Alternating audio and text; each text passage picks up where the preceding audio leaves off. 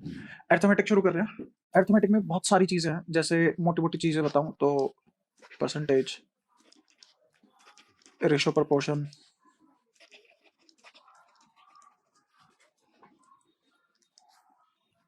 Profit and loss, simple interest, compound interest, time and work,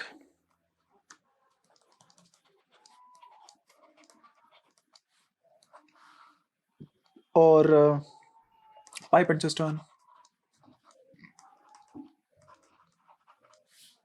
mixture allegation,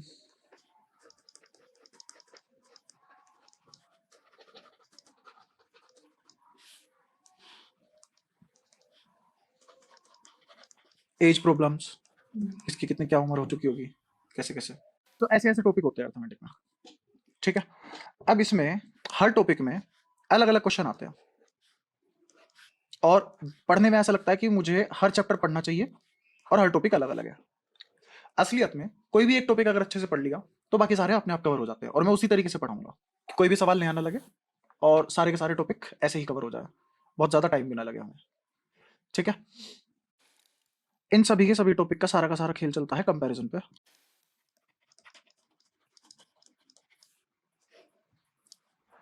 अगर हमें compare करना आ गया चीजों को तो हम सारे टॉपिक सीख जाएंगे, ठीक है। कंपेयर करने का मतलब मैं कोई भी वेरिएबल लूंगा, दो, एक्स और वाई, ठीक है। तो इन दो वेरिएबल को मैं दो तरीके से कंपेयर कर सकता हूं, एक comparison bye difference, comparison bye difference, और दूसरा कंपैरिजन बाय डिवीजन।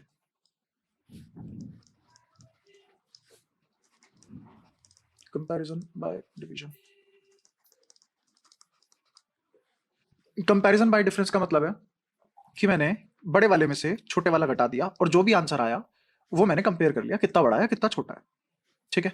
एग्जाम्पल के नाम पे, जैसे मैं सबसे पहला एग्जाम्पल लूं, मैंने y की वैल्यू ले ली 100 रुपया और x की वैल्यू ले ली 70 रुपया। अगर मुझे दोनों को कंपेयर करना है तो मैं कंपेयर कैसे करूंगा, माइनस कर दूंगा, आंसर 30 आ जाएगा और मैं बोल दूंगा कि 100 रुपये 70 रुपये से 30 रुपये ज्यादा है, हो गया कंपेरिजन। फिर ऐसे ही अगर मुझे कंपेरिजन बाय डिवीजन करना है तो मैं करूंगा y upon x। y upon x का मतलब है कि मैं नीचे लिखूंगा 70 और ऊपर लिखूंगा 100, और मैं बोलूंगा y y x का 100/70th पार्ट, y x का 100/70th पार्ट है। तो मैं इजीली इसको ये भी बोल सकता हूं कि y is 10/7 of x, y x का 10/7। ये हो गया कंपैरिजन बाय डिवीजन, है ना। शुरुआत में जब हम इन दो चीजों को देखते हैं तो हमें लगता है कि कंपैरिजन बाय डिफरेंस बहुत प्यारी चीज है और यही पढ़ना चाहिए, हम यहां कहां आ गए कंपैरिजन बाय डिवीजन में। ये कितनी गंदी बात बोली है, y is 10/7 times of x। कहां इतनी अच्छी बात हो रही थी कि 30 रुपए ज्यादा है, बात खत्म, है ना। तो मैं एक और एग्जांपल लेता हूं। दूसरे एग्जांपल में मैंने फिर से वैल्यूज ली, यहां पे मैं लिख देता हूं उसको क्या बोलेंगे, y is 30 more than x, और यहां बोलेंगे y इज 10/7 टाइम्स ऑफ। अब एग्जांपल 2 में फिर से दो वैल्यूज लेता हूं, एक y की और एक x की, और फिर से हम comparison bye difference, comparison by division करेंगे, ठीक है। मैंने y की वैल्यू ली 1555625 और x की वैल्यू ली 12405, ठीक है। अब मुझे कंपेयर करना है कंपैरिजन बाय डिफरेंस से। तो जब कंपैरिजन बाय डिफरेंस करेंगे तो मुझे क्या बोलना पड़ेगा, y is 1538220 more than x, यही बोलना पड़ेगा, क्योंकि अगर मैं इन दोनों का डिफरेंस निकालूंगा तो 1538220 ही आएगा। वहीं पे अगर मुझे कंपैरिजन बाय डिवीजन करना होता तो मैं क्या करता, मैं बोलता कि y बाय x लिख लो और इसको लिख लो 1550625 डिवाइडेड बाय 12405, ठीक है। जब मैं इसको डिवाइड करूंगा तो ये और ये 125 टाइम्स कट जाएंगे और मैं यहां इजीली बोल पाऊंगा y is 125 times of x।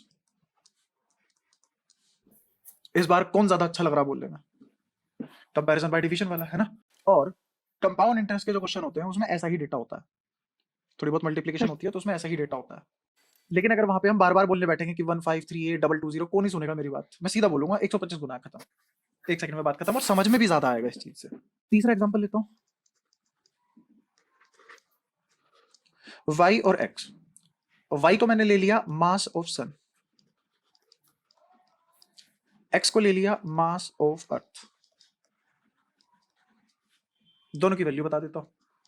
Mass of सन की वैल्यू है 1.989 इंटू 10⁻30, ठीक है। और ऐसे ही मास ऑफ अर्थ की वैल्यू है 5.972 इंटू 10⁻24। अब अगर मुझे लिखना पड़ जाए y is dash more than x, ये ऐसा नंबर है मेरे रजिस्टर पे नहीं आ पाएगा, तो मैं पाऊंगा कि मैं लिख ही नहीं पा रहा। वहीं पे अगर मैं कंपैरिजन बाय डिवीजन करूंगा तो मैं सीधा सीधा दोनों को डिवाइड कर लूंगा, और जब ये दोनों कैंसिल होंगे पावर से पावर, क्योंकि मैं कैलकुलेशन में नहीं जा रहा अभी सिंप्लिसिटी दिखाने के लिए, तो मैं सीधा सीधा लिख पाऊंगा कि इन दोनों को काट के एक नंबर आता है जो होता है 333 तो मैं बोल पाऊंगा mass of sun is 333 times mass of earth. यहां पे तो मैं बोल ही नहीं पाऊंगा कुछ, ठीक है। तो अभी हमें धीरे धीरे लगना शुरू हो गया कि हाँ, कंपैरिजन बाय डिवीजन के बहुत सारे यूज है और ये ज्यादा वास्ट है और ये ज्यादा इजी है। अच्छा, एक और यूज बताता हूँ। एक नंबर थ्योरी नाम की चीज होती है, थोड़ा बहुत नंबर सिस्टम बता रहा हूं मैं यहाँ पे बीच में घुसेड़ के। नंबर थ्योरी में एक तरह के नंबर होते हैं जिनका नाम होता है फ्रैक्शन, जिसको हम प्यार से रेशनल नंबर बोलते हैं। तो रेशनल नंबर या फ्रैक्शन की डेफिनेशन ये होती है कि ये 3 कंडीशन सेटिस्फाई करे, वही इसकी डेफिनेशन है। Any number that satisfies 3 conditions। तो 3 कंडीशन, सबसे पहली कंडीशन जैसा कि बताया कि कोई भी नंबर p बाई क्यू की फॉर्म में हो, दूसरी कंडीशन q 0 के बराबर नहीं होना चाहिए, और एक तीसरी कंडीशन है p and q are coprime, p and q are coprime number, ठीक है।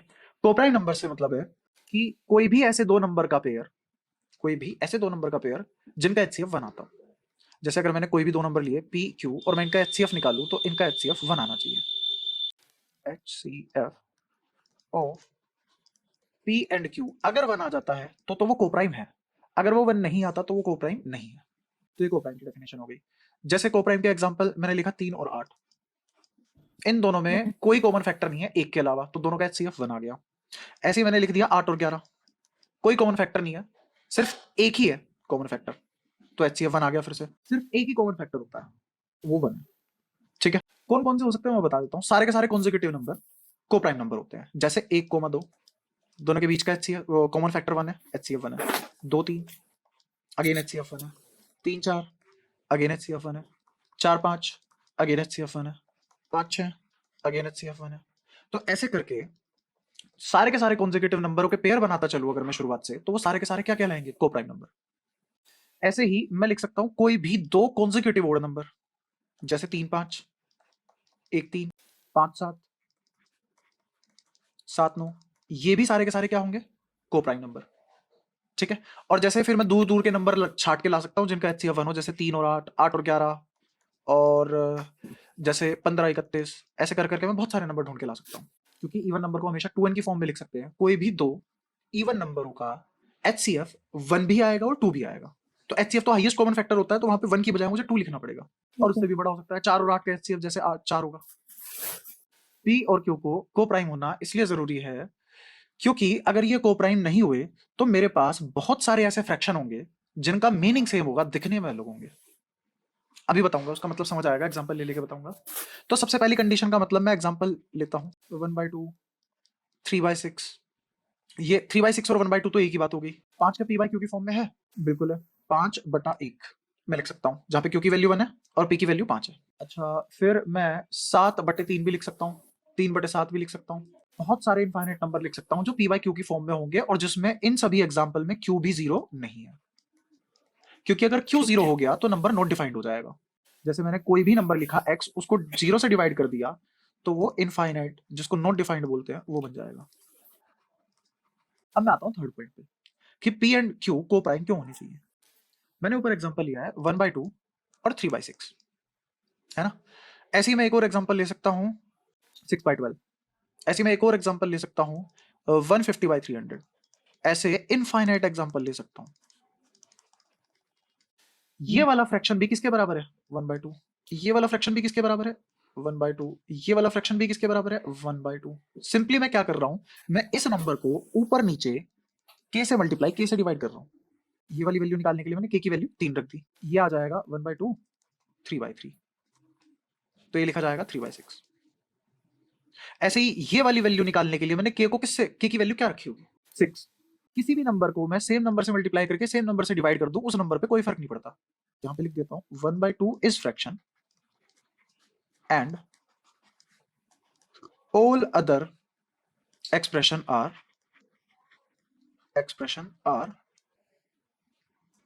equivalent ratios,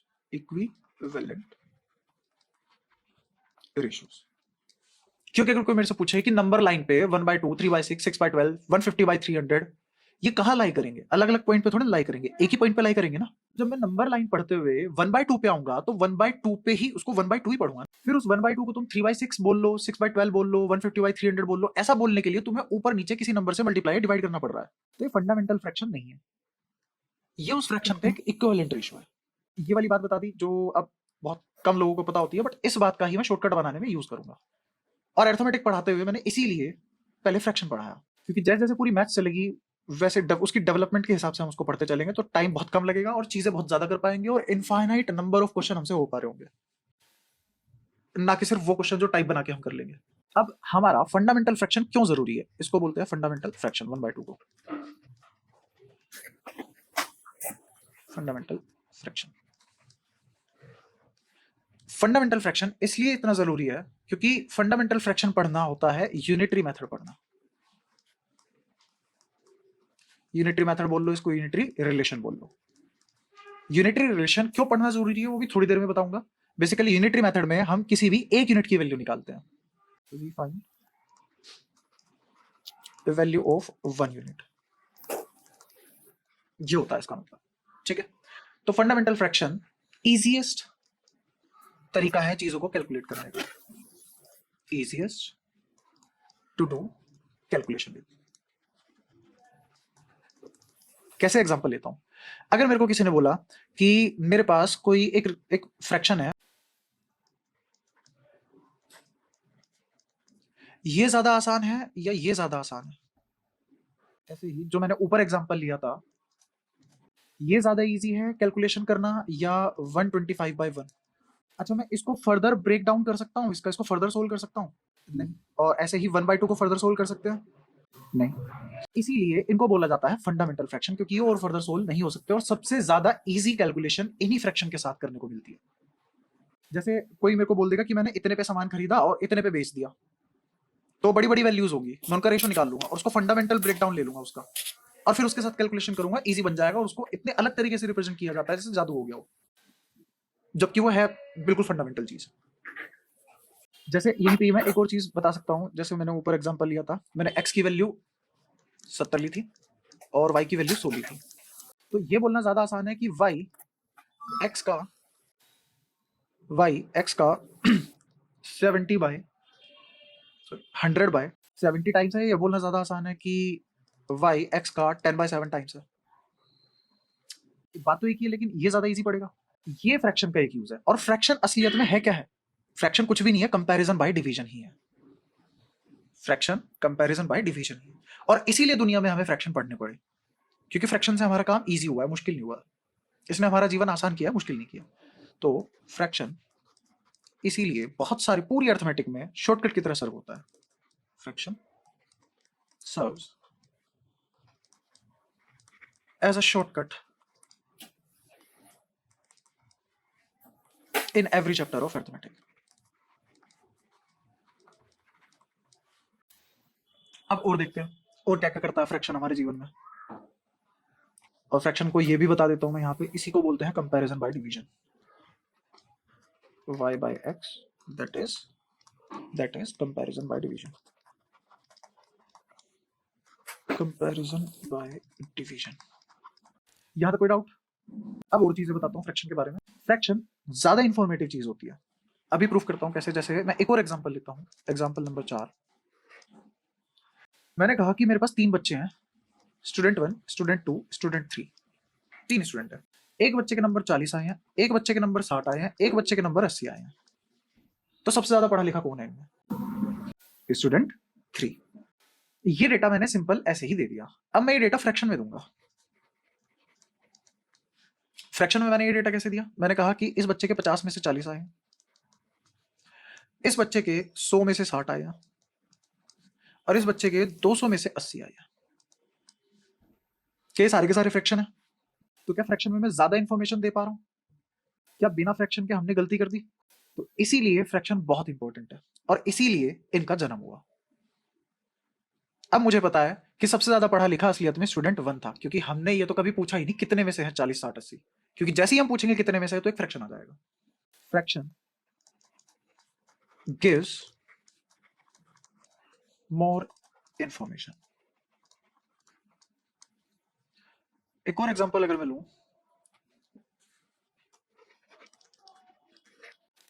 human 1, human 2।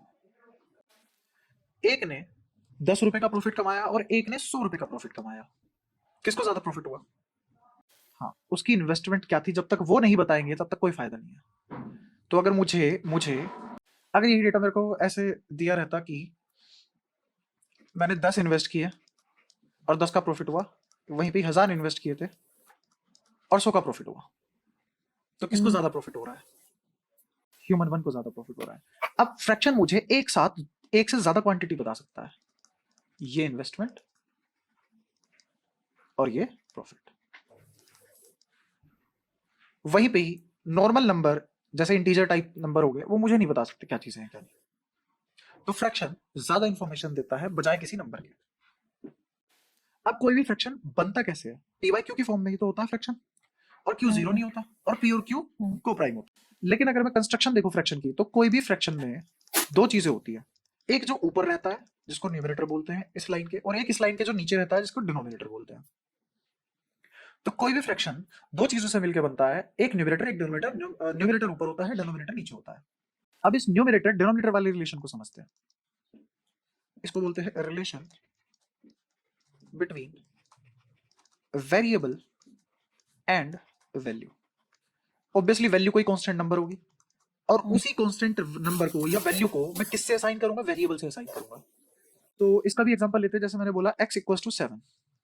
अब मैं धीरे धीरे काम करूंगा। मैं यहाँ पे x बराबर 7 में 7 की बजाय 7 को काट के 9 लिख दूंगा। क्या x बदल गया? अब x पहले 7 था, कितना हो गया? 9 हो गया। अब मैंने यहाँ से 9 हटा के 10 कर दिया। क्या x फिर से बदल गया? इसका मतलब ये अगर RHS है और ये अगर LHS है, तो RHS बदलने से LHS बदल रही है। तो LHS डिपेंड कर रहा है किस पे? Depending on RHS। वहीं पे ही अगर मैं बोलूं कि x बराबर 7 है, मैंने x को काट के y कर दिया, 7 बदला क्या? मैंने y को काट के z कर दिया, 7 बदला क्या? ऐसे ही अगर मैं इसको काट के a कर दूं तो 7 बदलेगा क्या? इसका मतलब LHS बदलने पे RHS पे कोई फर्क नहीं पड़ रहा। तो इसका मतलब RHS डिपेंड नहीं कर रहा, इंडिपेंडेंट है। और हम हमेशा कोई भी वैल्यू या फिर कांस्टेंट RHS में लिखते हैं, और कोई भी वेरिएबल LHS में लिखते हैं। जैसे 1 किलो 1000 ग्राम होता है, डिफाइन कर दिया गया। अब वही स्टैंडर्ड, ऐसे ही हमने मैथ्स को इक्वल टू के आजू बाजू लिखने का एक स्टैंडर्ड बनाया हुआ है, जिसमें RHS पे वैल्यू या कांस्टेंट आएंगे और LHS पे वेरिएबल आएंगे। हम अपनी कॉपी में कुछ भी लिख लें वो अलग बात है, लेकिन एक स्टैंडर्ड लिखने का यही है कि इक्वल टू के RHS पे वैल्यू या कांस्टेंट और LHS पे वेरिएबल। दूसरा अभी अभी हमने देखा कि RHS तो इंडिपेंडेंट है और LHS डिपेंडेंट है, और ये बहुत काम की बात है, बहुत ज्यादा काम की बात है। LHS डिपेंड्स ऑन RHS और RHS इंडिपेंडेंट है। ये हमने एक छोटे से एक्सप्रेशन से सीखा, जिसको मैंने बोला था x इक्वल टू 7। अब अगर इस 7 को x के नीचे ले आऊं, तो जैसे ही मैं इसको x के नीचे लेके आऊंगा, ये 1 के बराबर आएगा। क्या x बाय 7 1 के बराबर आ गया? और इधर क्या बचा? 1। इधर क्या बचा? 1 बचा। यही एक यूनिटरी रिलेशन है। इस 1 की वैल्यू को निकालना ही यूनिटरी रिलेशन कहलाता है। Finding the value of 1 unit. इस वन में दो पार्ट है, एक x और एक 7। 7 कहां है? डिनोमिनेटर की जगह, है ना, और x कहां है? न्यूमरेटर की जगह। ऊपर वाले जो भी मैंने सीखा था उसमें RHS को ही तो मैं नीचे लेके आया हूं, तो RHS ही तो है डिनोमिनेटर में, और न्यूमरेटर में क्या आया हुआ है? LHS। न्यूमरेटर के अंदर क्या छुपा हुआ है? LHS, और डिनोमिनेटर के अंदर क्या छुपा हुआ है? RHS। ये बात क्लियर है? तो अब अगर मैं पूछूं न्यूमरेटर डिनोमिनेटर कैसे कैसे रिलेटेड है एक दूसरे से। डिनोमिनेटर इंडिपेंडेंट है और न्यूमरेटर डिपेंडिंग ऑन डिनोमिनेटर। तो यहां से मैंने एक चीज सीखी, बहुत काम की चीज, कि जो भी इंडिपेंडेंट क्वांटिटी है वो कहां आएगी? डिनोमिनेटर में। नीचे डिनोमिनेटर में कौन कौन आएगा? जो भी इंडिपेंडेंट क्वांटिटी हुई वो कहां आएगी? डिनोमिनेटर में। या फिर वो क्वांटिटी जिससे मुझे कंपेयर करना है वो भी कहां आएगी? डिनोमिनेटर में। क्योंकि मैं कभी भी अगर कंपैरिजन करूंगा तो ऐसी चीज से करूंगा जो ना बदलती हो। जैसे हम हर चीज का वेट 1 किलो से कंपेयर करते हैं। अगर मैंने बोला 5 किलो नाप रहा हूं मैं, तो इसका मतलब जिस दिन दुनिया में 1 किलो डिफाइन किया होगा उसी का 5 मल्टीपल अगर मैं ले लूं तो वो 5 किलो कहलाएगा। तो मैं हर मेजरमेंट को 1 किलो से कंपेयर करके और उसकी एग्जैक्ट वैल्यू बता पाता हूं। ऐसे ही हम हमेशा किस चीज से कंपेयर करना पसंद करेंगे? जो ना बदलती हो, जो किसी पे डिपेंड ना करती हो। तो डिनोमिनेटर में वो क्वांटिटी आनी चाहिए जिससे मैं कंपेयर करता हूं चीजों को, है ना। तो डिनोमिनेटर में आएगा रेफरेंस ऑफ कंपैरिजन, वो क्वांटिटी जिससे हम कंपेयर करेंगे, रेफरेंस ऑफ कंपैरिजन। इसको ब्रैकेट में लिख देता हूं, वो क्वांटिटी जिससे कंपेयर करेंगे।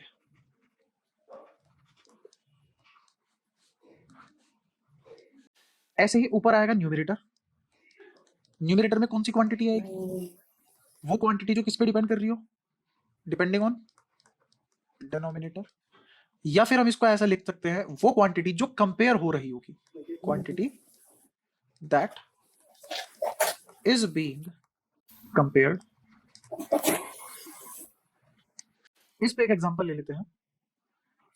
एग्जांपल वही कि अगर हमने टॉफी वगैरह बांटनी है, या फिर टॉफी से पहले और थोड़े से बेटर एग्जांपल ले लेता हूं, थोड़े से मैच्योर इंपॉर्टेंस के लिए इसकी इंपॉर्टेंस बताता हूं, यूनिटरी रिलेशन की क्या है। जैसे मैं पूछूं कि अगर $15 में 1245 रुपए आते हैं, $30 में कितने रुपये आएंगे? बहुत ही आसान सवाल है। $1 की वैल्यू निकालेंगे, और $1 की वैल्यू यूनिटरी मेथड में क्या सीखा था हमने कि नीचे टोटल और ऊपर भी टोटल। तो total number of rupees upon में टोटल नंबर ऑफ डॉलर। हम 1 यूनिट की वैल्यू निकाल रहे हैं, तो 1 यूनिट की वैल्यू इतनी आ गई। मैं इसको इससे कैंसिल करूंगा, 1245 को 15 से अगर डिवाइड करूंगा, इसको काटने पे आंसर आएगा 83।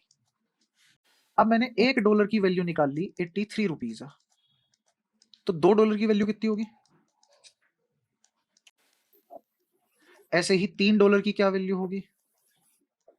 3 2 83 रुपीज। और ऐसे ही अगर मैं पूछूं कि $X की क्या वैल्यू होगी? X into 83। और अगर मैं बोल दूं कि मेरा X 20 के बराबर है, मेरा X 20 के बराबर है, तो आंसर क्या आ जाएगा?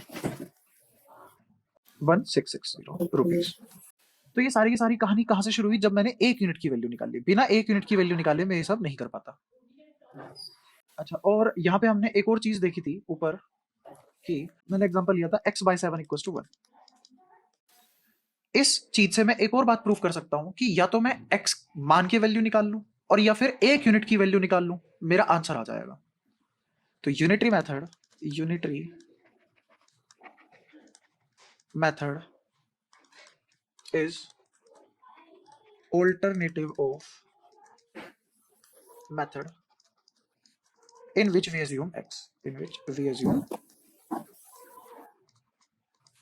x as unknown quantity,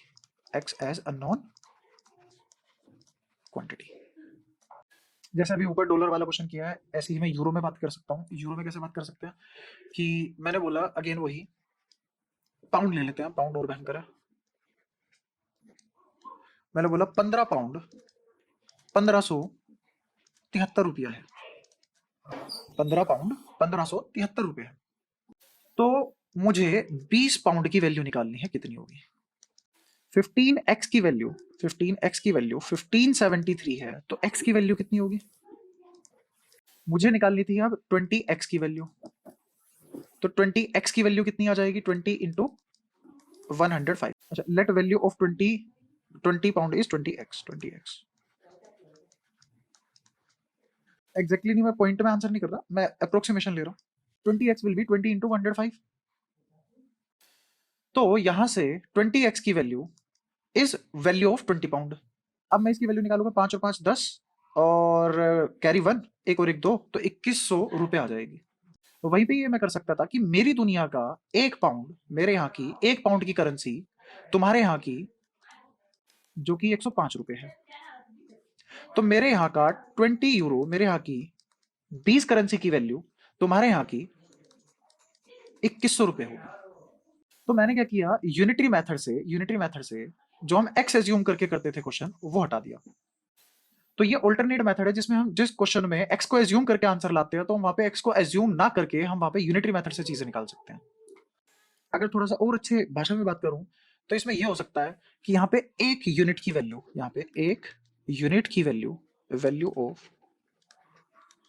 1 unit, इस वाले क्वेश्चन में जिसमें $15 मेरा 1245 के बराबर था, 83 थी। और वहीं पे इससे नीचे वाले क्वेश्चन में, वहीं पे इससे नीचे वाले क्वेश्चन में वैल्यू ऑफ 1 यूनिट 105 है। तो हर क्वेश्चन, हर सिचुएशन, हर गिवन सिनेरियो में 1 यूनिट की वैल्यू अलग अलग हो सकती है, और इसी को बोलते हैं रिलेटिंग फैक्टर। ये हर क्वेश्चन का रिलेटिंग फैक्टर अलग होता है, हर क्वेश्चन का रिलेटिंग फैक्टर अलग अलग होता है। जैसे जो भी मुझे वो क्वेश्चन में देगा वैल्यूज, उसके हिसाब से उसका यूनिटरी वैल्यू अलग होगी, और क्योंकि यूनिटरी वैल्यू को ही मैं रिलेटिंग फैक्टर बोल रहा हूं, तो हर क्वेश्चन में रिलेटिंग फैक्टर अलग अलग होगा।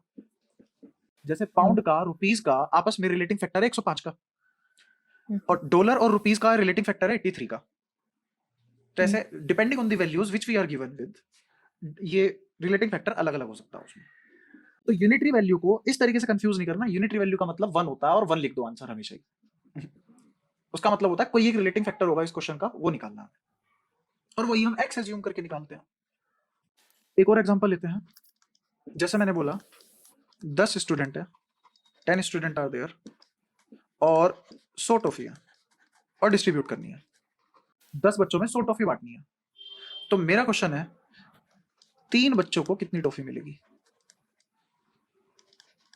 How many toffees to 3 students? तो आंसर 30 आया। 30 कैसे आया? ये जो किया है ना कि एक बच्चे को कितनी टॉफी मिलेगी? 10। एक बच्चे को 10 टॉफी मिलेगी, यही यूनिटरी मेथड है। और यहाँ पे रिलेटिंग फैक्टर क्या निकल के आया? 10। एक यूनिट की वैल्यू अगर 10 है तो 3 यूनिट की वैल्यू क्या होगी? 30। यहीं पे अगर मैं क्वेश्चन पलट दूं, क्वेश्चन घुमा के इस तरीके से पूछ लूं, number of students required for 70 toffees, इसी क्वेश्चन में, इसी डेटा के साथ अब क्वेश्चन है कि कितने बच्चे चाहिए अगर 70 टॉफी बांटनी है। अब ये क्योंकि बहुत इजी क्वेश्चन है इसलिए हम दिमाग में कर ले रहे हैं, लेकिन ये हम कर कैसे पा रहे हैं वो जानना है। तो वो जानने की ही थ्योरी मैंने ऊपर बताई है, क्योंकि अभी मैंने इजी क्वेश्चन इसलिए उठाया, मैं रिलेट कर रहा हूँ चीजों को, कंफ्यूज नहीं करना चाहता। अगर यहां हमने रिलेट कर लिया इजी चीजों में, तो गंदे से गंदे क्वेश्चन शॉर्टकट की तरह आंसर आ जाएगा उनका, और फिर हम उनको शॉर्टकट और ट्रिक नहीं बोल पाएंगे, हम उनको अंडरस्टैंडिंग बोल पाएंगे। मैंने क्या किया, मैंने कहा कि 10 स्टूडेंट को 100 टॉफी मिली, तो एक स्टूडेंट को 100/10 टॉफीज मिली, तो इसका मतलब 10 टॉफी मिली। मैंने 100 को 10 से ही क्यों डिवाइड किया? यूनिटरी वैल्यू निकालने के लिए। लेकिन मुझे कैसे पता कि अगर मुझे यूनिटरी वैल्यू निकालनी है तो 10 नीचे ही रखना है, 100 ऊपर ही रखना है? बच्चे जो उसने मेरे से पूछा है वो 3 स्टूडेंट तो उसने दे दिए मेरे को, और पूछा क्या है? टॉफीज। तो किसका कंपैरिजन किससे चाह रहा है? कौन चीज यहां नहीं बदल रही? स्टूडेंट की क्वांटिटी नहीं बदल रही, और जो नहीं बदलता वही मेरा रेफरेंस ऑफ कंपैरिजन बनता है। और अगर कोई भी चीज, कोई भी क्वांटिटी रेफरेंस ऑफ कंपैरिजन बनती है तो वो कहां आएगी?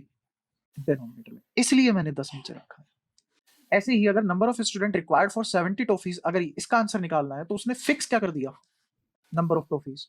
तो इस बार डिनोमिनेटर में क्या आएगा? Total number of toffees 100, 1 unit की वैल्यू निकालनी है ना। तो एक टॉफी कितने स्टूडेंट में बटेगी? 10 बाय 100 स्टूडेंट। तो एक टॉफी 1 बाय 10 स्टूडेंट में बटेगी। तो 70 टॉफी कितने में बटेगी?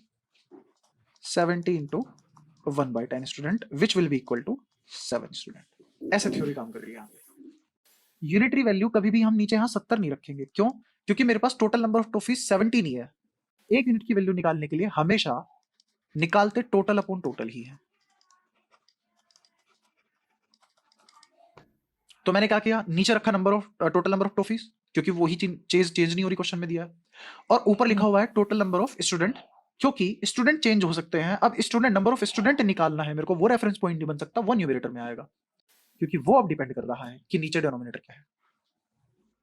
तो अब थ्योरी क्लियर हुई जो मैंने ऊपर समझाई थी कि न्यूमरेटर, डिनोमिनेटर, इंडिपेंडेंट, डिपेंडेंट किससे किसको कंपेयर करते हैं, कौन कहाँ आता है, कौन डिनोमिनेटर में बैठता है, कौन न्यूमरेटर में बैठता है। अब इसी के बेसिस पे हम बहुत सारी चीजें खेल सकते हैं, बहुत सारी। यहाँ पे भी मैंने एक्स फैक्टर को हटाने के लिए ही यूनिटरी मेथड का यूज किया, वरना आप ऐसे भी कर सकते थे कि देखो 10x की वैल्यू क्या है 100 और x की वैल्यू क्या है 10 आ गई। ऐसे ही अगर मुझे किसकी निकालनी थी 3x की वैल्यू निकालनी थी तो कितनी आ गई 30।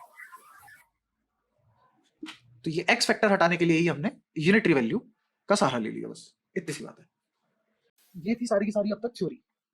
तो पहली मैथ्स की ऐसी क्लास होगी कॉम्पिटिटिव एग्जाम की, क्वांटिटेटिव एप्टीट्यूड वाली, जिसमें थ्योरी चल रही है। आते ही ऐसा नहीं हुआ मुंह फाड़ के क्वेश्चन नंबर 1 क्वेश्चन नंबर 2, क्योंकि आज जो मैंने पढ़ा दिया वो पूरी अर्थमेटिक में काम आएगा, पूरी अर्थमेटिक, इनफैक्ट पूरी क्वांटिटेटिव एप्टीट्यूड में काम आएगा, कंप्लीट पूरी की पूरी। अब जो आज हमने पढ़ लिया, कोई क्लास ऐसी नहीं होगी जिसमें हम इस चीज का यूज नहीं करेंगे, वरना हर चीज रटनी पड़ती एट द एंड। फ्रैक्शन का ही एक सिनोनिम है और उसको कहते हैं रेशो। फ्रैक्शन का ही एक सिनोनिम है जिसका नाम है रेशो। ठीक है, जैसे मैं ऐसा बोल सकता था कि मेरी नंबर ऑफ स्टूडेंट है 10 और नंबर ऑफ टॉफीज है 100। तो मेरे नंबर ऑफ स्टूडेंट और नंबर ऑफ टॉफीज का रेशो क्या है 10 रेशो 100। तो क्योंकि रेशो कट सकते हैं तो मैं क्या लिख सकता हूं, for each student there are 10 toffees. तो फ्रैक्शन ही क्या है, रेशो। अब एक बहुत ही स्पेशल फ्रैक्शन है, बहुत सारे फ्रैक्शन है हमारे पास, उसमें से एक स्पेशल फ्रैक्शन है, वन स्पेशल फ्रैक्शन, और उसका नाम है परसेंटेज, जिसका सिंबल है ये। तो एक स्पेशल फ्रैक्शन जिसका नाम परसेंटेज है, इसको पढ़ेंगे। और अब अगर हमने ये वाला टॉपिक अच्छे से पढ़ लिया तो पूरी अर्थमेटिक स्ट्रांग हो जाएगी और हमारी स्पीड इतनी ज्यादा बढ़ती चली जाएगी कि बड़े बड़े टॉपिक भी हम बहुत कम टाइम में पढ़ेंगे। तो परसेंटेज के बारे में थोड़ा थोड़ा बताना शुरू करता हूं। स्पेशल क्यों है, क्योंकि ये इजीएस्ट है,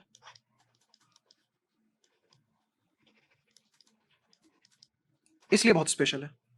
और इस परसेंटेज सिंबल का मतलब होता है, ये सिंबल है इसका, परसेंटेज का ये सिंबल है ना। जैसे अगर मैं ऐसे कुछ बना दूं तो इसको क्या बोलेंगे, इस सिंबल को क्या बोलेंगे, स्टार। इस सिंबल को क्या बोलेंगे, circle.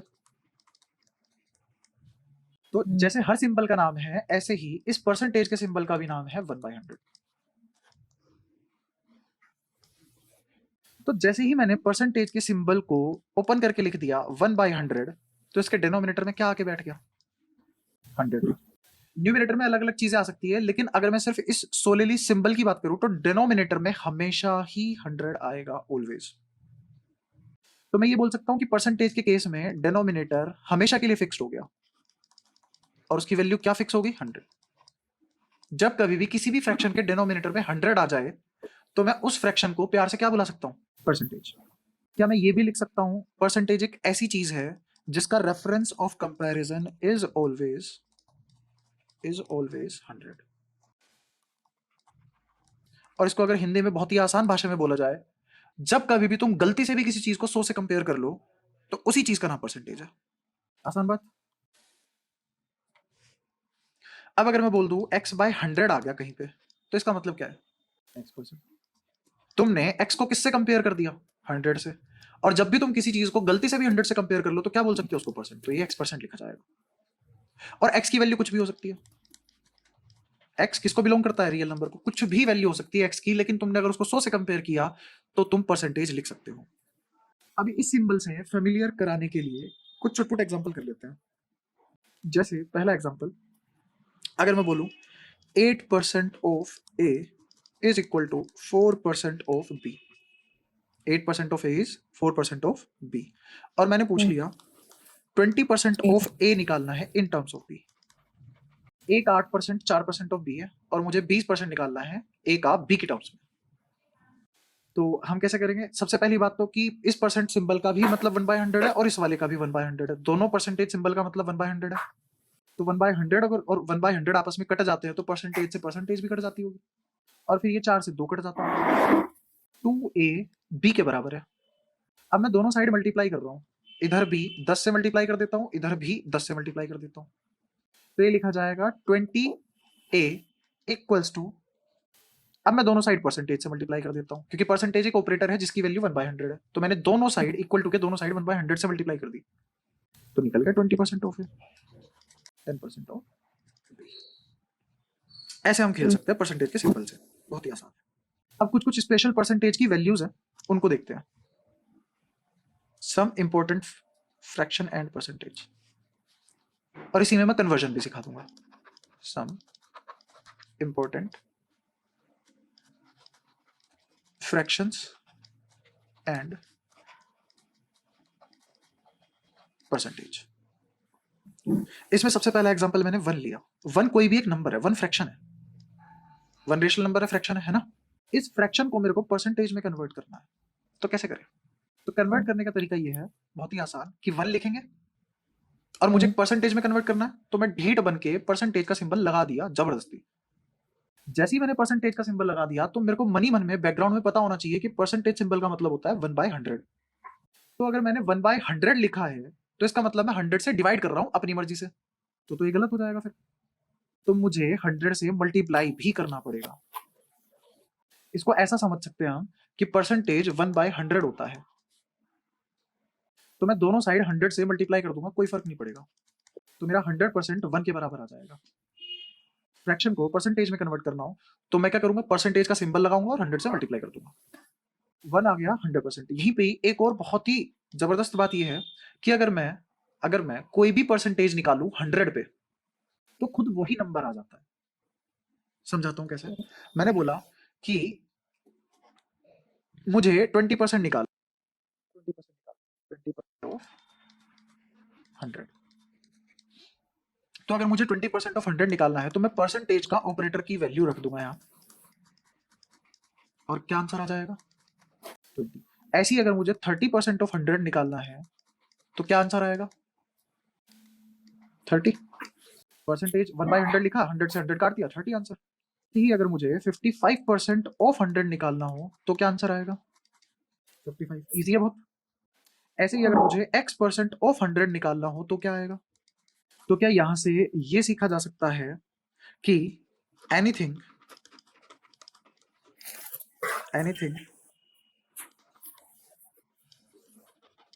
In percentage on 100 is a number itself.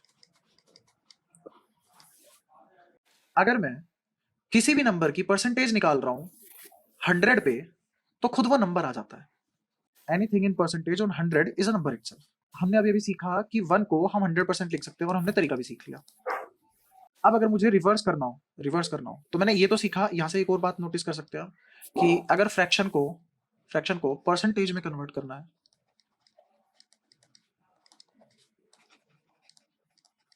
तो अगर रटना ही है बिना समझे तो हम ये कर सकते हैं कि कोई भी फ्रैक्शन को अगर परसेंटेज में कन्वर्ट करे तो परसेंटेज लगा दो और 100 से मल्टीप्लाई कर दो, तो फ्रैक्शन टू परसेंटेज आ जाएगा। अगर मुझे इसका उल्टा करना हो, जैसे 100% है और मुझे इसको फ्रैक्शन में कन्वर्ट करना हो तो मैं सिंपल इस परसेंटेज की वैल्यू खोल दूंगा बस, तो अपने आप किस में कन्वर्ट हो जाएगा वो फ्रैक्शन में।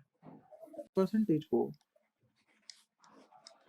फ्रैक्शन में कन्वर्ट करना हो तो परसेंटेज की वैल्यू खोल दो बस, परसेंटेज की वैल्यू खोल दो। जैसे x% है तो ये परसेंट का सिंबल हटा के 100 से डिवाइड कर दो, और क्योंकि हम समझ के आए हैं इस चीज को तो हम रटेंगे नहीं, हम मन में बैकग्राउंड में रखेंगे कि चल क्या रहा है एक्चुअल में, और हम ऐसा क्यों कर रहे हैं, हम ये परसेंटेज का सिंबल हटा के 100 से डिवाइड क्यों कर ले रहे हैं, ये कोई रटने वाली बात नहीं है, ठीक है। मैं इस चीज में आधा घंटा नहीं फूकूंगा कि फ्रैक्शन को परसेंटेज में कैसे कन्वर्ट करते हैं, परसेंटेज को फ्रैक्शन में कैसे कन्वर्ट करते हैं और उसको फिर रख लेते हैं। ऐसा नहीं करेंगे। अब अगले इंपॉर्टेंट फ्रैक्शन पे आते हैं, 1/2। अगर 1/2 को परसेंटेज में लिखना होगा तो कैसे लिखेंगे? एक परसेंट लगाएंगे। परसेंट लगाने का मतलब ये है मैं 100 से डिवाइड कर रहा हूँ, अपनी मर्जी से कर नहीं सकता, इसलिए 100 से मल्टीप्लाई भी करना पड़ेगा। इस 2 से 50 सॉरी 100 को काट लेंगे तो 50% आ जाएगा। तो आधा आधा 50% के बराबर होता है। ऐसे ही अगर मुझे 1/3 को परसेंटेज में कन्वर्ट करना हो तो कैसे करेंगे? परसेंटेज लगा देंगे और 100 से इंटू कर लेंगे, तो ये आ जाएगा 100/3%। अब इसके आगे बढ़ने से पहले मैं एक और चीज पढ़ाना चाहूंगा जिसका नाम है मिक्स फ्रैक्शन।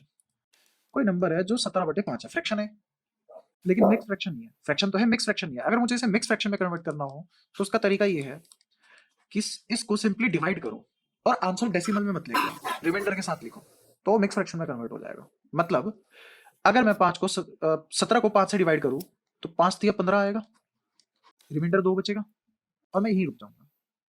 इससे आगे डिवाइड करने पे डेसिमल आ जाएगा, मुझे डेसिमल नहीं चाहिए। और कि अगर मैं 5 से 17 को डिवाइड करूं तो 17 3 बार कंप्लीटली डिवाइड हो जाता है। 5 से 17 5 से 3 बार कंप्लीटली डिवाइड हो रहा है।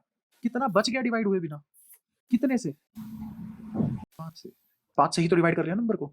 ये दो अभी भी बचा हुआ है डिवाइड हुए बिना। किससे डिवाइड हुए बिना बचा हुआ है? अभी भी 5 से। तो क्या 17/5 को अगर मिक्स फ्रैक्शन में लिखना हुआ तो मैं क्या लिखूंगा? 3/2/5। और इस 3/2/5 का मतलब है 3 + 2/5। मिक्स फ्रैक्शन को अगर ओपन करो तो उसका ये मतलब होता है यहाँ पे मल्टीप्लीकेशन नहीं है, यहाँ पे क्या लगा हुआ है? प्लस लगा हुआ है। यहाँ पे मल्टीप्लीकेशन नहीं है, क्या है? प्लस है बीच में।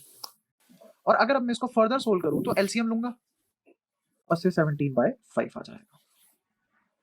और इसी को अगर और अच्छे से समझाऊं मैं, जब मैं नंबर सिस्टम पढ़ाऊंगा तो और अच्छे से समझाऊंगा। इसी को रिमाइंडर थ्योरम भी बोलते हैं। तो मिक्स फ्रैक्शन और रिमाइंडर थ्योरम एक ही बात है, बस देखने का नजरिया होना चाहिए वो। अगर जैसे मेरा 1/3 100/3% आया, तो अगर मुझे इसको मिक्स फ्रैक्शन में लिखना हुआ तो मैं कैसे लिखूंगा? मैं 100 यहाँ लिखूंगा, 3 यहाँ लिखूंगा और इसको डिवाइड करूंगा और डेसिमल में डिवाइड नहीं करूंगा बस। तो 300 और 3 है, तो मैं इसको 3 से सॉरी 100 को 3 से अगर डिवाइड करूंगा तो 3 3 9, कैरी बचा 1, और जब कैरी 1 बच गया 0 कॉपी हो जाएगी, फिर से 3 बार जाएगा, फिर से एक और 9 आएगा और अब 1 आ जाएगा। अब मैं इससे आगे डिवाइड करूंगा तो डेसिमल आ जाएगा। तो मैं यहीं रुक जाऊंगा और मैं बोलूंगा कि मेरा नंबर 100 3 से 33 बार पूरा पूरा डिवाइड हो रहा है। 33 टाइम्स तो कंप्लीटली डिवाइड हो गया, तो क्या मैंने मिक्स फ्रैक्शन लिख दिया? तो 1/3 का फ्रैक्शन इन परसेंटेज इज 33 1/3%। अगर मुझे 2/3 का फ्रैक्शन, ये फ्रैक्शन है 2/3, अगर इसको परसेंटेज में कन्वर्ट करना हुआ तो कैसे करेंगे? परसेंट लगाएंगे और 100 से इंटू कर देंगे। तो इस बार क्या बनेगा मेरा आंसर? 200/3। अब यहाँ पे 66 1/3 गलत हो जाएगा, इसको थोड़ा सा देखना पड़ेगा फिर से। ये गलत क्यों होगा वो बताता हूँ। अब मेरा नंबर 200 है और मैं 3 से डिवाइड कर रहा हूँ। 3 6 18 आएगा, यहाँ पे 2 बचेगा। फिर से अगर मैं डिवाइड करूंगा 20 तो कैरी ओवर आ जाएगा और फिर से 6 से जाएगा और फिर से 18 आएगा, फिर से 2 बचेगा। 66 2/3। अब मुझे बार बार मिक्स फ्रैक्शन का खेल ही यही है कि मुझे बार बार ये सब नहीं करना पड़ेगा। मैं इसको ऐसे भी कर सकता था कि 1/3 इज 33 1/3 इन परसेंट। ये फ्रैक्शन की वैल्यू परसेंटेज में 33 1/3 के बराबर है। मैं दोनों साइड 2 से मल्टीप्लाई कर दूंगा, दोनों साइड 2 से मल्टीप्लाई कर दूंगा, तो ये क्या बन जाएगा? 2/3। और अगर मैं 33 को डिटेल में देखूं तो मुझे पता है ये बीच में मल्टीप्लाई नहीं लगा हुआ, प्लस लगा हुआ है। तो जब मैं 2 की मल्टीप्लाई इस ब्रैकेट के साथ करूंगा तो 33 तो 66 बन जाएगा और 1/3 2/3 बन जाएगा, क्योंकि 1/3 से भी 2 की मल्टीप्लाई करेंगे। फिर से बीच में प्लस लगा हुआ है, तो मैं इसको फिर से मिक्स फ्रैक्शन की फॉर्म में ऐसा कैसे ही लिख दूंगा जोड़ के, तो मुझे बार बार डिवाइड करने की जरूरत नहीं पड़ेगी। ऐसे ही अगर 1/4 को परसेंटेज में कन्वर्ट करना हो तो 25%। ये वाला मन ही मन में हो गया है ना। और अगर मुझे 3/4 को परसेंटेज में लिखना हो तो 75%। क्या किया हमने? कुछ नहीं किया, दोनों साइड किससे मल्टीप्लाई कर दी? 3 से। 1/4 को मैं ऐसे भी पढ़ सकता हूँ कि 1/2 50% था, दोनों साइड 2 से डिवाइड कर दो, तो 50 को 2 से डिवाइड करोगे 25 और 1/2 को 2 से डिवाइड करोगे 1/4। तो ऑब्वियसली बेसिक मैथमेटिकल ऑपरेशन तो हर जगह वैलिडेट है ही।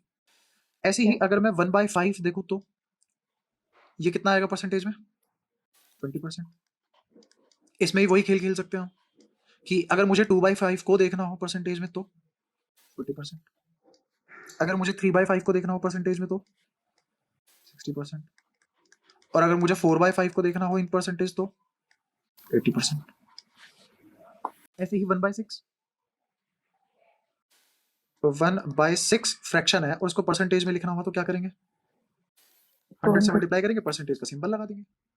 और इसको मिक्स फ्रैक्शन में लिखने के लिए क्या करेंगे? 100 यहाँ लिखेंगे, 6 यहाँ लिखेंगे, 6 1 6 बचा 40, 6 6 36 बचा 4। कितना रह गया डिवाइड हुए बिना अभी भी? और कंप्लीटली कितनी बार डिवाइड हो चुका? तो 16 बार कंप्लीटली डिवाइड हो चुका और 4 रह चुका है डिवाइड हुए बिना। किससे? 6 से। तो इसको मैं कैंसिल आउट करके क्या लिख सकता हूँ? 16 2/3। मैं ऐसा इसलिए कर पाया क्योंकि इसमें बीच में मैंने कुछ नहीं लिखा, लेकिन मनी मन मुझे पता है बीच में प्लस लगा हुआ है। तो एक तरीके से ये लिखा हुआ है 16 + 4/6, जिसको हम ऑब्वियसली काट सकते हैं और फिर से वापस ऐसे लिख सकते हैं मिक्स फ्रैक्शन की फॉर्म में। ऐसे ही 1/7 क्या होगा परसेंटेज में? 1/7 फ्रैक्शन है, परसेंटेज में क्या होगा? 100/7%। सीधा सीधा 100/7%। थोड़ी सी स्पीड बढ़ा सकते हैं। तो 100/7% का मतलब, अब हम मनी मन में सोल्व करेंगे इसको। तो मैं देख इसको डिवाइड कर रहा हूँ, 7 1 7 बचा 3, तो 30 बच गया। 7 4 28, 2 बच गया। तो क्या 14 बार तो कंप्लीटली डिवाइड हो गया और 2 अभी भी बचा हुआ है। किससे डिवाइड हुए बिना? 7 से डिवाइड। ऐसे अगर हम प्रैक्टिस कर जाएंगे तो हमारी स्पीड भी बढ़ जाएगी। और ये हिल हिल के रखने वाली बात क्या है इसमें? जब भी भूलो निकाल लो। और जब बहुत सारे क्वेश्चन कर लेंगे तो अपने आप रट जाएंगे सारी वैल्यूज। ऐसे ही अगर मुझे 1/8 निकालना हो तो इसको अगर मेरे को मिक्स फ्रैक्शन में लिखना हो तो कैसे लिखेंगे? क्या मैं इसको ऐसे लिख सकता हूँ 12 + 0.5 और इसको लिख सकते हैं 12 + 1/2 और बीच में अगर प्लस लगा हुआ है तो मैं मिक्स फ्रैक्शन में ऐसे भी तो लिख सकता हूँ इसको। इजी। अच्छा, अगर मैं यहीं भी पूछ लूँ कि 3/8 है, उसको अगर मुझे फ्रैक्शन में लिखना हुआ तो, अगर मिक्स फ्रैक्शन में लिखना हुआ तो 36 3/2। बट ये यहाँ पे गलत हो जाएगा। गलत इसलिए होगा क्योंकि मिक्स फ्रैक्शन जब भी लिखते हैं तो न्यूमरेटर डिनोमिनेटर से छोटा होना चाहिए, जो मैंने अभी तक नहीं बताया था, क्योंकि अब सही जगह है बताने की, इसलिए बताऊंगा। तो मैं इसको क्या लिख सकता हूँ? 36 + 3/2। तो मैं इसको लिख सकता हूँ 36 + 1 + 1/2, क्योंकि 3/2 1.5 होता है और 1.5 होता है 1 और आधा। अब क्या मैं इसको लिख सकता हूँ 37 1/2। तो ये है एग्जैक्ट आंसर। मिक्स फ्रैक्शन में अगर मुझे लिखना हुआ तो 37 1/2% लिखेंगे, क्योंकि मेरा न्यूमरेटर मिक्स फ्रैक्शन में न्यूमरेटर डिनोमिनेटर से छोटा होना चाहिए। क्योंकि जो न्यूमरेटर होता है वो रिमाइंडर होता है हाँ, क्योंकि न्यूमरेटर और रिमाइंडर है। रिमाइंडर हमेशा क्वोशिएंट से छोटा ही आएगा। बिल्कुल, क्योंकि अगर वो क्वेश्चन से बड़ा आएगा तो वो एक बार फिर से पूरा पूरा डिवाइड हो जाएगा। तो यही है एग्जैक्टली कहने का मतलब कि वो 36 बार पूरा पूरा डिवाइड नहीं होगा, वो 37 बार पूरा का पूरा डिवाइड होगा ठीक है। और एक बचेगा आप 2 से डिवाइड किए बिना। अच्छा, जैसे 1/8 लिखा ऐसे ही 1/9। अब मैं 1/9 का टाइम बचाने के लिए लिख देता हूँ, ये होगा 11 1/9%। ऐसे ही 1/10 का फ्रैक्शन 10% होगा और ऐसे ही 1/11 फ्रैक्शन को अगर परसेंटेज में रिप्रेजेंट करेंगे तो वो 9 1/11% होगा। अगेन ये सब वैल्यूज हम निकाल सकते हैं। ऐसे ही 1/12 8 1/3% होगा और 1/15 6 2/3% होगा और 1/16 6 1/4% होगा। अगर मुझे ये बेसिक बेसिक थोड़ी वैल्यू याद रह जाए तो मेरी स्पीड डेवलप हो जाएगी, स्पीड अच्छी हो जाएगी क्वेश्चनों को करने की। तो ये कुछ परसेंटेज की वैल्यूज हैं जो याद हो जाए तो बहुत बेटर है, और नहीं याद होती करके देख लो, करना तो आता ही है अब हमें, रटने के भरोसे तो फिर भी नहीं बैठे हम। अब फिर से क्वेश्चन देखते हैं, क्वेश्चन प्रैक्टिस कर लेते हैं थोड़ी थोड़ी। क्वेश्चन मैं बहुत ईजी कराऊंगा, लेकिन उसमें बहुत सारी चीजें सिखाऊंगा। ईजी इसलिए करा रहा हूं ताकि कंफ्यूजन ना हो, हमारा ध्यान कैलकुलेशन की तरफ और क्वेश्चन की कॉम्प्लेक्सिटी की तरफ ना जाए, सीखने की तरफ जाए। फिर बाद में कितना भी कॉम्प्लेक्स क्वेश्चन हो हम इजीली कर लेंगे उसको। तो जैसे क्वेश्चन लिखा मैंने 40% ऑफ x इक्वल्स टू 40, ये क्वेश्चन है। और 40%। हाँ, और मुझे x की वैल्यू निकालनी है। वो कह रहा है कि x के 40% का भी 40% 40 है, ठीक है। तो x क्या रहा होगा? तो मैं इसको क्वेश्चन को करा है तो इजी कोई भी कर सकता है, लेकिन मैं इस क्वेश्चन को इसलिए करा रहा हूं ताकि मैं बहुत सारी चीजें सिखा पाऊं। सारी टिक का खुलासा आज की ही क्लास में कर देता हूं इसी सवाल से। बहुत सारे तरीके हो सकते हैं इसको करने के, जैसे पहला तरीका, और सारे के सारे तरीके सेम है, वो भी प्रूफ करूंगा इस सवाल से। मैं 40% को क्या लिख सकता हूँ? 40/100, क्योंकि परसेंटेज को ऑपरेटर की वैल्यू रख दी मैंने जो कि 1/100 होती है। ऑफ मतलब इनटू 40% है, फिर से मैं क्या लिख सकता हूँ? 40/100 हाँ। इंटू एक्स बराबर 40। 40 से 40 कैंसिल हो गया, 100 से 100 कैंसिल हो गया, मतलब एक जीरो एक से जीरो से जीरो। एक जीरो कैंसिल हो गया, और एक 4 से 100 कैंसिल हो गया, 25 दे गया। ठीक है। तो नीचे डिनोमिनेटर में 25 इंटू 10 250 बचा, हम्म, और ये डिनोमिनेटर में उधर जाएगा आरएचएस में, तो ये क्या बन जाएगा, न्यूमरेटर, तो 250 आंसर आ गया। तो एक्स की वैल्यू क्या आ गई, 250। अब ये तो आ गया आंसर। अब मैं दूसरा तरीका बता रहा हूं। मैं ये सारे तरीके क्यों बता रहा हूं, क्योंकि ये सारे के सारे ही तरीके अर्थमेटिक में है। जो मैं तरीके आज पढ़ा दूंगा उससे ज्यादा तरीके है ही नहीं। अब चाहे बस मेरे चैप्टर बदलेंगे, वैल्यूज बदलेगी, और जो चैप्टर में क्वेश्चन होते हैं उसमें टेक्निकल टर्म्स बदलेंगी, तरीका नहीं बदलेगा। जो मैंने आज पढ़ा दिया इसके बाद उसके बाद कोई तरीका बदलेगा ही नहीं। अब मैं एक और चीज बोलता हूं, हमने 40% का फ्रैक्शन पढ़ा है अभी अभी 2/5। तो जब मैंने 40% का फ्रैक्शन पढ़ लिया तो मैं डायरेक्ट वैल्यू रखता चलो ना। 40% की वैल्यू यहाँ पे, इस 40% की वैल्यू क्या होगी, 2/5। दूसरे वाले 40% की वैल्यू क्या होगी, 2/5। और किसका, एक्स का, किसके बराबर है, 40 के। तो 2 दूनी 4, हम्म, इधर बचा 10, यहाँ पे 5 पंजे 25, हम्म, 25 को उधर ले गए, 10 से मल्टीप्लाई हुआ, एक्स कितना आ गया, 250। ठीक है। मैंने बस कुछ नहीं किया, मैंने ये जो रेशो था या फिर जो फ्रैक्शन था, इस फ्रैक्शन को फंडामेंटल फॉर्म में ही लिख लिया डायरेक्ट और सोल्व कर लिया, हम्म, जो मैं अभी ऊपर एप्लीकेशन बता रहा था फ्रैक्शन की। हम्म, तीसरा मैं क्या कर सकता हूँ, तीसरा मैं ये बोल सकता हूँ कि मेरी 40% की वैल्यू 2/5 होती है। हाँ, तो अगर मैं 40% को रेशो में लिखूं तो रेशो में ऐसे लिखा जाएगा कि मेरी वैल्यू 5 थी और 2 हो गई। पहले 5 थी, अब कितनी हो गई, 2। 2 हो गई। यही मतलब है 40% का, है ना। हम्म, किसी चीज का 40% हो जाना ही क्या होता है, कि उस वैल्यू का 5 से 2 हो जाना। ठीक है। जैसे अगर मैं अगर बोलूं कि 100 का 40% निकालो, 40 होगा। 100 का 40%, 40 ही आएगा नंबर इटसेल्फ। हाँ। अब अगर मैं इसका रेशो निकाल दूं तो ब्यूटीफुली अगेन 5:2 आ जाएगा आंसर। हम्म, कि इसका मतलब यही है, पहले मेरा नंबर 100 था तो 40% होने के बाद 40 बचा। हम्म, इसी को अगर मैं बड़े बड़े नंबर ना लेके फंडामेंटल रेशो में बात करूं तो उसका मतलब यह है, किसी नंबर का 40% हो जाना मतलब 5 से 2 हो जाना। ठीक है। क्या ये बात समझ आई, हाँ, पक्का। पक्का। तो वो कितनी बार 40%, कोई भी नंबर का कितनी बार 40% निकाला हमने, 2 बार। 2 बार। तो वो नंबर 5 से 2 2 बार हुआ है ना। हाँ। तो एक बार 5 से 2 हुआ, फिर से दोबारा से वो 5 से 2 हुआ, हम्म, 2 बार हुआ ना 40%। हम्म, तो इसका मतलब पहले मेरा नंबर 25 था, अब मेरा नंबर कितना हो गया। 4। और अब मैं फिर से एक और एप्लीकेशन यूज करूंगा जो मैंने ऊपर थ्योरी में पढ़ाई है, कि उसने 4 की वैल्यू कितनी दी है सवाल में, 40। मैंने यहां एक्स को खत्म किया है। मैंने क्या बोला कि मेरा फाइनल आंसर क्या आया, 40।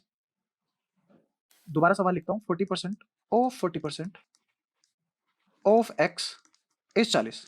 इस पूरी फफूंद को सोल्व करने के बाद फाइनल आंसर क्या आ रहा है, 40। तो मैंने भी तो यही बोला, इस पूरी फफूंद को सोल्व करने के बाद मेरा आंसर क्या आया, 4। और असलियत में आंसर क्या आया, 40। जैसे ऊपर हमारा $1 83 रुपए 83 रुपीज के बराबर आया था, ऐसे ही हम्म, मेरे यहाँ की 4 वैल्यू उसके 40 के बराबर आ रही है। हम्म, तो मैं यहां लगाऊंगा यूनिटरी मेथड। मेरे 4 की वैल्यू सवाल के 40 की वैल्यू के बराबर है। हम्म, मेरे यहां जिसको 4 बोला जाता है उनके यहां उसको 40 बोला जाता है। हम्म, तो तो मेरे यहां जिस चीज को 1 बोला जाएगा उनके यहां उसको 40/4 टोटल अपॉन टोटल बोला जाएगा, क्योंकि मैं यूनिटरी वैल्यू निकाल रहा हूं। तो 1 की वैल्यू क्या आ गई, 10। तो 25 की वैल्यू क्या आएगी, 150। 250। 250। क्या वही आंसर, आंसर बदला क्या, नहीं। पक्का। हाँ। मैंने यहां फंडामेंटल फ्रैक्शन यूज किया, हम्म, यहां परसेंटेज को एज इट इज रख के काट पीट के सोल्व किया। तो एक तरीके से पहले मैंने इस पहले वाले मेथड में पहले मैंने इसको फंडामेंटल में कन्वर्ट किया, फिर आंसर निकाला। हम्म, दूसरे वाले तरीके में मैं डायरेक्ट ही फंडामेंटल यूज करके आंसर निकाल लिया। हम्म, तीसरे वाले में मैंने एक्स ही हटा दिया और यूनिटरी मेथड से आंसर निकाल लिया।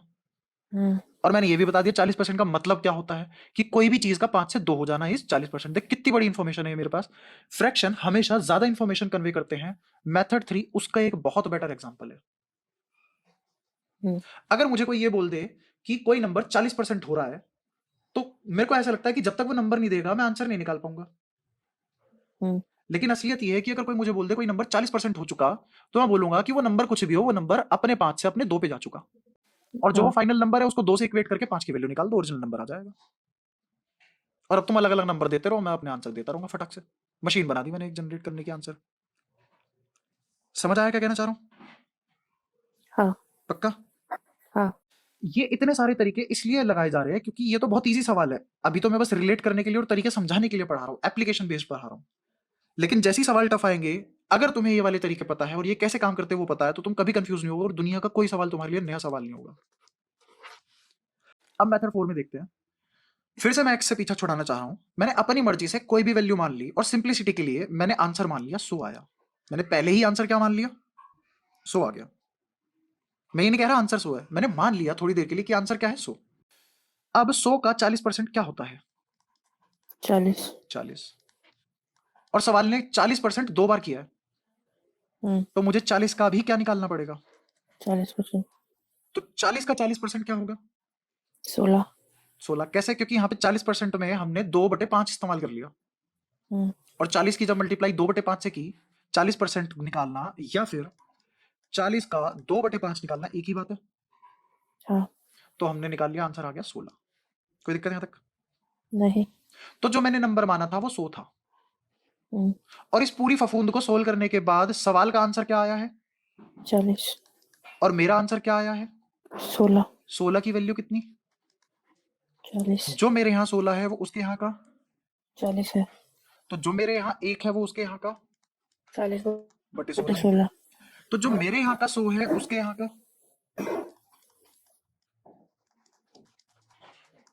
अगर एक की वैल्यू 40/16 है तो दो की वैल्यू 2 × 40/16, तीन की वैल्यू 3 × 40/16, तो 100 की वैल्यू 100 × 40/16। सही बात है?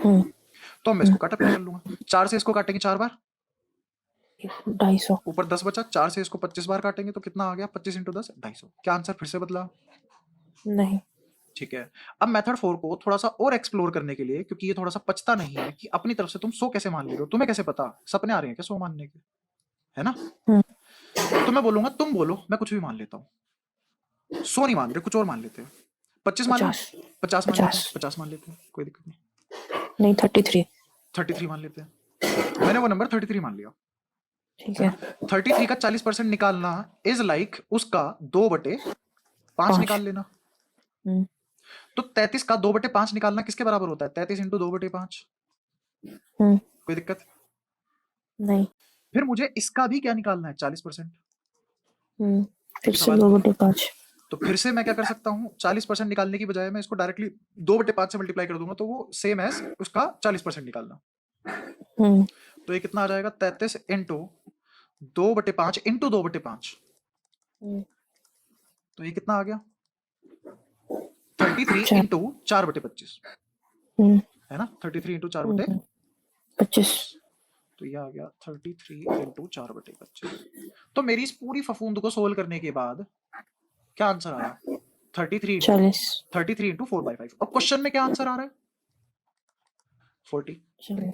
है ना? तो मेरे यहाँ का 33 4/5 क्वेश्चन के किस वैल्यू के बराबर है? 40 के। ये 4/5 4/25 होना चाहिए। 4/25, सॉरी। मेरे यहाँ का 33 × 4/25 किसके बराबर आ रहा है? 40 के बराबर।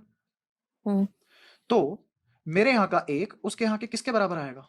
40 × 25/4 अपॉन में 33। आया समझ? हाँ। अगर एक की वैल्यू इतनी है तो 33 की वैल्यू कितनी होगी? 40 × 25, 33 × 4 × 33, यही होगी। हाँ। क्या 33 से 33 कट गया? हाँ। 4 से 4 कट गया, और धप्पा फिर 250। से 250 आ गया। क्या फर्क पड़ा मैं क्या नंबर ले रहा हूं? वो इंडिपेंडेंट है उससे। हाँ। तो अगर फर्क ही नहीं पड़ रहा मैं क्या नंबर ले रहा हूं, अगर फर्क ही नहीं पड़ रहा क्या नंबर ले रहा हूं, इसीलिए दुनिया में एक्स का कॉन्सेप्ट लाया गया कि फर्क ही नहीं पड़ता भाई साहब, तुम कुछ भी मान लो तो क्यों ना एक्स मान लो, एक्स कुछ भी हो सकता है। ये है सारा गेम। तो इसलिए मैंने क्या नंबर माना? एक्स। क्या नंबर माना? एक्स। और एक्स का क्या निकाल लिया? 40%, मतलब एक्स का 2/5 निकाल लिया। और फिर से क्या निकाल लिया? इसका 2/5 मतलब 40% निकाल लिया। तो ये क्या आ गया? 4/25x। और मेरा तो आया 4/25x, और क्वेश्चन का कितना आया? 40। तो x की वैल्यू कितनी आ गई? 250। ये चल रहा है सारा दिन। ओके। अब मैंने ये इतने तरीके से क्यों कराया सवाल? क्योंकि अपने पास सिर्फ ये सवाल नहीं है दुनिया में करने को। अपने पास कंपाउंड इंटरेस्ट भी है, प्रॉफिट लॉस भी है, सिंपल इंटरेस्ट भी है, पाइप एंड सिस्टम भी है, टाइम एंड वर्क भी है, स्पीड टाइम एंड डिस्टेंस भी है, बहुत सारे टॉपिक है। तो कुछ क्वेश्चन में मेथड 1 ज्यादा इजी रहेगा, कुछ क्वेश्चन में मेथड 2 ज्यादा इजी रहेगा, कुछ क्वेश्चन में मेथड 3, कुछ क्वेश्चन में मेथड 4। पूरा गेम अरिथमेटिक में इस चीज का है कि तुम्हें क्वेश्चन का आंसर आता है, पहले कंडीशन। दूसरी कंडीशन कि तुम बहुत जल्दी आंसर कर सकते हो, और दूसरी कंडीशन के लिए तुम्हें यह पता होना चाहिए, सवाल पढ़ते ही तुम्हें यह पता होना चाहिए कि मेरे पास अगर 10 तरीके हैं इसको करने के, तो 10 में से सबसे बेस्ट तरीका कौन सा है इस सवाल के लिए। सबसे जल्दी जिससे हो जाए। हाँ, ये है प्रॉब्लम।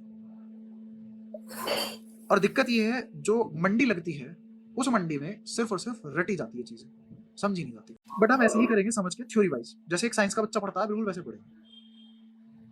अगर अगर ध्यान से देखा जाए तो ये चारों तरीके अलग अलग है, एक ही बात है। एक ही बात है, कैसे एक ही बात है? सब में एक ही चीज कर रहे हैं। सब में एक ही चीज और कर रहे हैं। लास्ट के 2 मेथड में तो एकदम यूनिटरी मेथड ही लगाया। हाँ, इनफैक्ट मैं हर जगह यूनिटरी मेथड ही लगा रहा हूँ, बस हमारा माइंड कैच नहीं कर रहा वो चीज, क्योंकि हम रटने के उस पे चले जाते हैं, ट्रैक पे हमेशा। तो पहले वाले में तो मैंने परसेंटेज एज इट इज रख दिया और एक्स की वैल्यू निकाल ली। दूसरे वाले में मैंने कहा कि जब मैं इसको 40/100 को काट के और फिर से 40/100 को काट के सोल्व करूंगा, तो क्या ना मैं इसका फंडामेंटल फॉर्म यानी कि फंडामेंटल फ्रैक्शन यूज कर लूं, जिसमें p बाय क्यू को प्राइम होते हैं। तो दूसरे तरीके में मैंने ये बस सेकंड और लास्ट तो सेम लग रहा है। हाँ, सेकंड वाला और ये 100 वाला तरीका, ये जो मैंने 100 मान के किया है, 33 मान के किया है, x मान के किया है, एक ही बात है, मैच करा दिया ये, है ना।